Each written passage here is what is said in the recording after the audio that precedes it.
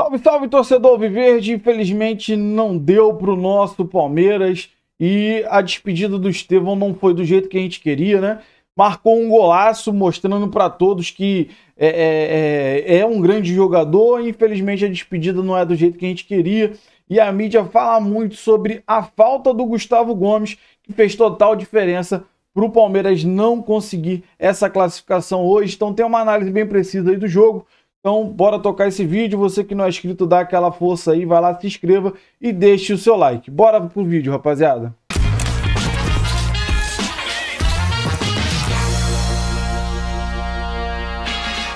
Fã de esportes, começa mais um Linha de Passe. Nessa fase de Mundial de Clubes, não deu para o Palmeiras, hein? O Chelsea venceu por 2-1.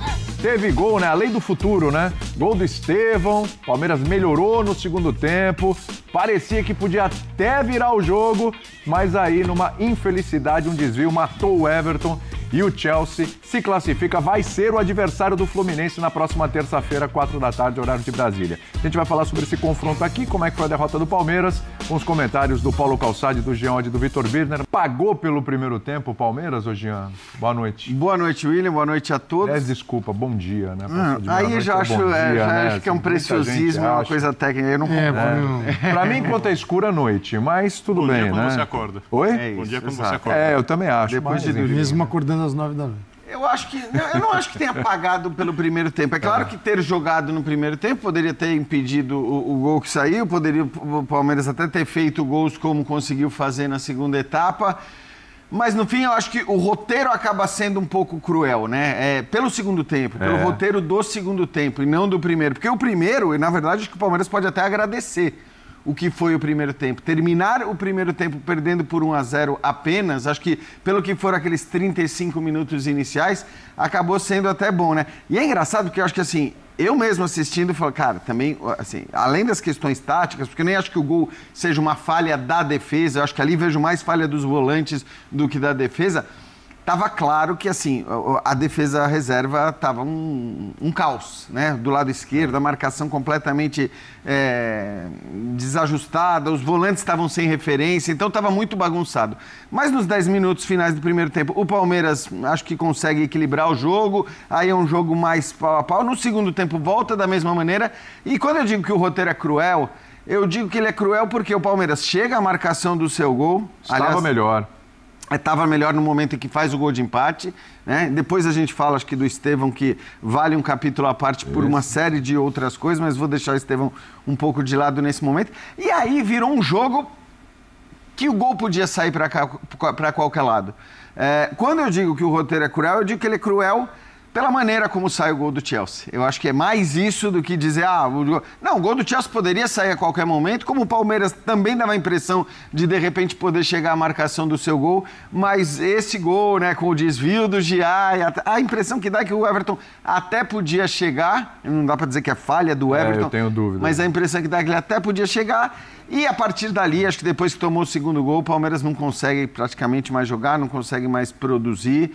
No fim, claro, o Chelsea produziu mais nos 90 minutos, o Chelsea era o favorito, o Chelsea tem uma equipe com melhores jogadores, acho que nada disso se discute. Mas olhando para como estava o jogo no segundo tempo, eu acho que fica esse gostinho de que era possível, até eventualmente levando para a prorrogação, onde talvez o Palmeiras tivesse mais condições físicas do que o Chelsea, a coisa andasse de maneira diferente. Mas, enfim, eu acho que é do jogo e, repito, o Chelsea criou mais durante os 90 minutos do que o Palmeiras também para vencer o seu jogo. Jean, eu achei o roteiro muito cruel. Boa noite, William, Jean Calçade, aos fãs e às fãs do esporte também. Mas eu também acho que teve a ver com o jogo do Palmeiras no primeiro tempo, e por isso que eu defendo alguma malandragem no futebol, e não é cera, faz parte do jogo. O Everton cai no chão, não tem nada. Quando ele cai no chão, o Abel Ferreira dá instruções para os jogadores e o Palmeiras volta já diferente no primeiro tempo. Era o fôlego que precisava. Não, precisava orientar o time. Porque eu concordo plenamente com o Jean. Eu não coloco o primeiro gol na conta da mudança da defesa. Eu acho que havia muito espaço, faltou pegada do meio de campo ali, proteção na defesa. Mas o segundo e o terceiro poderiam ter saído por conta da mudança. Poderiam ter saído porque aí o time ficou desnorteado e exatamente por isso que eu acho que o Everton para o jogo, cai, faz cara de dor, vai ser atendido naquele momento. O Abel chama os jogadores, orienta os jogadores, reposiciona a equipe, adianta um pouquinho a marcação em alguns momentos, porque a marcação estava de novo parecida com a marcação contra o Inter Miami, né? Lógico, o Chelsea sabe sair jogando, algumas vezes o Palmeiras inclusive marcou bem alto e o Chelsea conseguiu sair jogando de trás, trocando passe. Outras vezes o Palmeiras forçou o erro do Chelsea. Era um jogo mais ousado e necessário daquele momento em diante. E no segundo tempo, eu diria que até o Everton cair, era o Palmeiras de boa parte do Campeonato Mundial na primeira fase, que eu não gostei. No restante do primeiro tempo era o Palmeiras contra o Botafogo, competitivo, forte, mas que ainda falta alguma coisa que ele pode produzir. E no segundo tempo, por isso eu acho que o roteiro foi muito cruel, era o Palmeiras que jogava o Campeonato Mundial pesado, o Palmeiras competitivo, forte, que podia ter feito um gol, que marcou um golaço com o Estevão, o jogador que reclama que não marca gol em clássico, que desaparece aos 8 anos de idade, faz no jogo talvez mais importante da carreira dele um gol que coloca o Palmeiras no jogo, e dali em diante eu vi um Palmeiras muito forte e por, literalmente, o que pertence ao jogo, azar, como a sorte muitas vezes sorriu para o Palmeiras, o azar dessa vez fez uma careta e por isso o Palmeiras está eliminado do Mundial. Então, se eu for tirar aquele começo de jogo, quando saiu o gol do Chelsea, isso pesa no resultado, dali em diante eu acho que o roteiro foi muito cruel para o Palmeiras. Não pelas escalações, mas você estava ali na redação, a gente estava conversando, né, Calçade? A forma como o Palmeiras começou o jogo, né? E aí depois como o Abel fez esse acerto, né? Acho que passa por aí também. Pena para o Palmeiras ali que não deu tempo dos ajustes darem resultado. Quase deram, né? E aí faltou um pouco de sorte, como a gente discutiu aqui. Né? Boa noite, William. Boa noite a todos. E ele consegue corrigir isso com o mesmo time, né? Não foi com trocas. Sem troca. Os trocas vieram depois. O segundo tempo ainda ele inicia assim. O início foi muito forte do Chelsea. O Chelsea veio... Assim, não vão perder para outro brasileiro, porque aqui termina... essa história, assim, a gente depois vai poder discutir lá na frente. Esse tipo de competição, para cada um, tem um peso diferente, né? E está tudo certo. Só que para o dono do negócio, quem bota dinheiro e compra jogador, nunca se viu tanto dinheiro pela frente. Tá? Nunca se viu tanto dinheiro. Eu falei de um número aqui no Linha, depois do Fluminense, vou só atualizar. O Flu faturou em 2024, no balanço dele, 684 milhões em receitas. Já ganhou 330 em 20 dias. Ou seja, o Fluminense ganhou nesse Mundial metade das receitas do ano passado. Isso tem impacto para o Flu, gigantesco. Tem para o Chelsea... Em menos de 3 semanas, 6 meses de faturamento. Isso não existe. Isso aí é torcer para um Mundial por ano e estar nele todo ano. Mas, então, chega uma hora que os caras também têm brios, né? Você fala assim, ninguém entrou mole do Chelsea. Tanto que o gol sai com uma posse de bola. A posse de bola era uma posse de bola 70 para o Chelsea, 30 para o Palmeiras. E o gol marcado aos 16 minutos e essa posse continuava aos 20, aos 30, não é que o Chelsea assim, foi esmorecendo ou falou, toma a bola. Não, o Palmeiras não conseguia encontrar uma rota, porque não tinha a bola. Como é que ele muda o cenário se ele não consegue ter a bola? Porque ele estava mal encaixado. Né? O mal encaixado, eu até imaginava que o Abel fosse com... Assim, era uma possibilidade viável, se algo viável para as dificuldades do jogo. Com Aníbal, Martínez e o Richard Rios. Um deles, não o Rios, mas pode entrar como um terceiro zagueiro, como ele gosta de jogar, e sair também no movimento. Não, ele vai com o Giai, ele vai com o Fux, ele vai com o Mikael, Vanderlan, e faz o Alan voltar, tanto que ele ofensivamente não existiu. Porque ele voltava, porque o Giai saía e ia encostar nos zagueiros. E aí ficava vazio aqui. E ele a linha retornava. De 5 tinha o Alain e o Vanderlan. Com os exatamente. 3, com o Giai, que você já encontrava muito Estevão e Facundo, assim, mais estreitos, interiores, perto do Vitor Roque. Só que a bola não chegava ali. E o Chelsea recebeu muita bola entre linhas. O gol sai assim, né? Entre os zagueiros e os volantes, recebe a bola, o Palmeiras faz o gol. Ali falhou. Ali falhou porque esse quadrilátero estava realmente destruído. Sem os titulares dos zagueiros titulares. Né? Então, assim, normalmente a dupla titular ela preenche melhor esses espaços. E ali o Palmeiras tomou o primeiro botes gol. Que eu nem exatamente. acho. Né, os o botes Gomes faz isso. Isso, exatamente. O Gomes eu achei a atuação do Bruno boa, inclusive. Então, o Bruno Fux eu achei que jogou bem. Então, dos três ali que entraram e que eram o grande temor, para mim o Bruno Fux fez um bom jogo. O Mikael melhora no segundo tempo. Porque o lado esquerdo estava terrível na primeira etapa. Com o Mikael, zagueiro, e o Vanderlan tomando um baile ali. E olha que o Pedro Neto, aliás, acho que é uma coisa para se discutir depois, olhando para o que foram as atuações do Cancelo, do Pedro Neto, o Rubem menos, mas acho que assim... Os caras sentiram demais. Os caras sentiram. A morte do Os caras sentiram, os caras estavam chorando do jeito que eles estavam. Então, assim, acho que assim, não é à toa, entendeu? E eu falo isso porque assim, eu vi muita gente falando, que absurdo, imagina, o cara vai tirar o cara do jogo. Meu amigo... É sério? Pô, pelo amor de Deus, assim, um pouquinho mais de humanidade. Cara, né? assim, você perde um amigo teu... Primeiro, se você perde um amigo com essa proximidade, você não dorme à noite, provavelmente. Você não consegue dormir. Exato. Então, já começa por aí. Você não tem a noite de sono. Pois é. Então, e a reação que os jogadores, né, que eram os amigos do Jota, principalmente... Jogadores de conviver outro dia na final assim, da... E assim, seleção. Só que assim, para voltar pro jogo, mesmo o Pedro Neto não estando, né? Acho que foi a pior atuação dele no Mundial. De mês atrás. Mesmo o Vanderlan tava tomando um baile ali do lado esquerdo. Tava muito difícil. Eu não gosto de falar isso porque a gente tem... Mas o Facundo não ajudou como precisava ali também. Então, eu acho até que era uma coisa que eu tinha falado, né? No Equipe F. Talvez até o Facundo pudesse fazer esta função. Por ser mais experiente, por ser um cara que marca bem, embora... Não funcionou. Em geral, né? Ele marca mais do que ataca. E acho que hoje ele estava meio perdido no jogo, quer dizer, também não tinha não teve funções ofensivas. Mas só te cortar, aqueles lances que o Pedro Neto teve, por exemplo, que foi clássico, que ele dribla para a linha de fundo, e ele chega tão na frente do Vanderlan que ele tem tempo de parar, levantar e cruzar por baixo. Ali tem que ter dobra de marcação. Então. E a dobra é o Facundo. Mas o que acontecia? Tá bom, você tinha Vitor Roque, o Facundo e o Estevão para pressionar a saída. Sim. Então o Facundo está aqui na frente na saída de bola. Mas a pressão também não funcionou. Não funcionou, mas eu digo assim, a bola sai dos três, você tem o Rios e o Martínez, porque os três já ficaram, e a linha de 5. E a linha de 5 do jeito que estava. E você vê no gol, que tá. Para mim, assim, a defesa, principalmente no primeiro tempo, os dois do lado esquerdo não foram bem. O Fux acho que foi bem no jogo praticamente todo, foi o cara mais ligado ali dos defensores.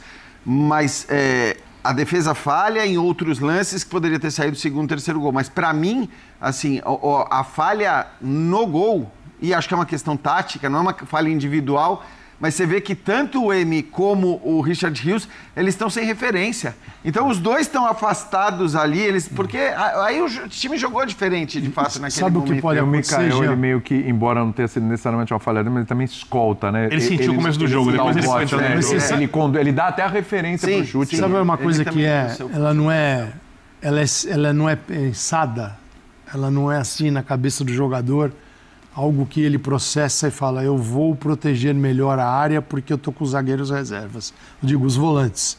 Naturalmente, os volantes talvez crendo, né, acreditando que não é a melhor formação, e eles sabem disso, jogam com os caras, né, é um passo atrás que você dá. Você dá é natural você proteger ali e aqui o espaço fica.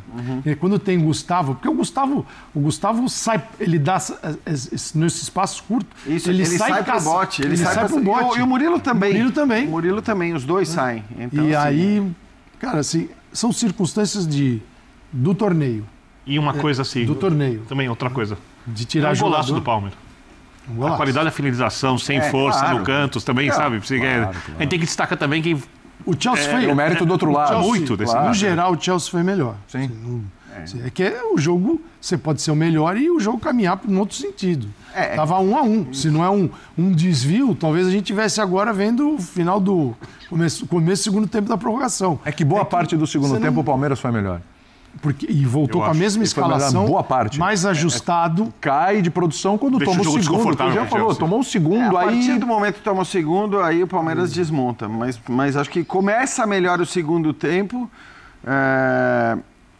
até permanece um pouco melhor depois do gol marcado. Aí entra o Paulinho, entra o Maurício, tem chance. Tem chance, mas aí já estava um jogo pau a pau, assim. Eram os dois times atacando, os dois times criando chance, estava um jogo aberto, estava um jogo legal. Acho que assim, no 2-1 ainda teve uma chance, um chute de fora bem defendido. Eu gostei mais do segundo tempo do Palmeiras que do segundo tempo do Chelsea. Gostei bem mais do Chelsea no primeiro tempo e gostei mais do segundo tempo do Palmeiras que eu do acho que sim, mas aí também eu acho que a gente considera as diferenças. Porque as diferenças, elas estavam aí. E o João Pedro, que entrou, como entrou? Cara, então... Aliás, ele é muito melhor que o Dilepp. Mas posso te falar uma coisa? Melhor. O torcedor do Fluminense, ele deve estar lamentando tanto o cartão amarelo pro Dilepp, porque... É verdade. Porque eu acho que ele ia perder a posição, não é possível. Não sei. Vai entrar o melhor. Talvez ele até tenha saído porque ele estava nervoso, estava com cartão amarelo, podia, então assim, não estava jogando bem, é verdade, mas talvez ele até ficasse mais. Ele estava caçando um problema. Ele estava caçando problema. Aliás, cara, isso foi um negócio que o Calçade falou importância. Eu quero ver como alguém sustenta que os europeus não estão dando importância para esse campeonato quando a gente vê o Chelsea jogando Libertadores. Gente, e no final... Porque a gente jogou Libertadores, desde o começo. O que a gente viu foi o Chelsea jogando Libertadores. E me parece... Capitão Enzo Fernandes deve ter falado muito no ouvido dele. Especificamente em relação ao Estevão, tinha ali uma orientação de intimidação mesmo, talvez de dizer, cara, vamos mexer com a cabeça desse moleque, porque assim...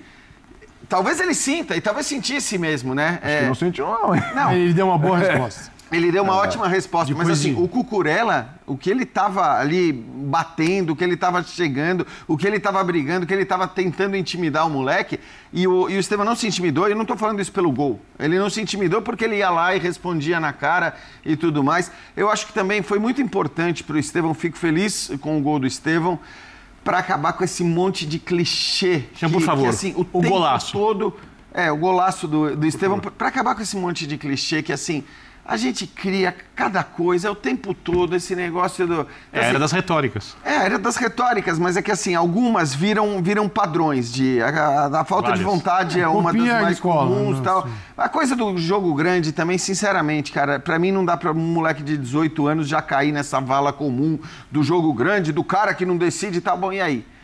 Esse gol muda tudo em relação à capacidade psicológica dele, ao jogo grande. Esse gol muda tudo em relação ao que foi dito quando ele deu uma entrevista absolutamente compreensível, absolutamente normal e que gerou tanta repercussão, que gerou tanta polêmica. E essas polêmicas é muito coisa nossa. Sim. É muito coisa nossa, assim. Esse negócio de achar que o jogador ele tá numa redoma ali, que ele não pode sentir nada, que ele não pode achar nada a respeito de sentimentos que são normais. Eu acho que a entrevista que o Abel deu... Essa é a geração do videogame, porque lá não tem sentimento, tem nada. Perfeito, Calçado. Né? E isso, assim, isso é um... Cara, há muito tempo eu observo isso. Porque isso foi para dentro do jogo também. Essa geração...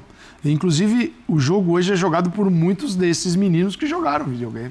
Esses caras que estão lá dentro cresceram nesse mundo, né? Mas a galera que está fora acha que o jogo é isso.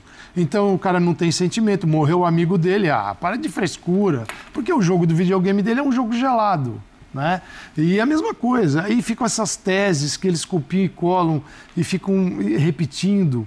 Né? Até porque a rede social hoje carimba isso o tempo todo, trabalhos também na nossa, assim, de comunicação, vou falar que é jornalismo, porque jornalismo para mim é uma coisa, comunicação abrange um monte de outras coisas e muitas porcarias.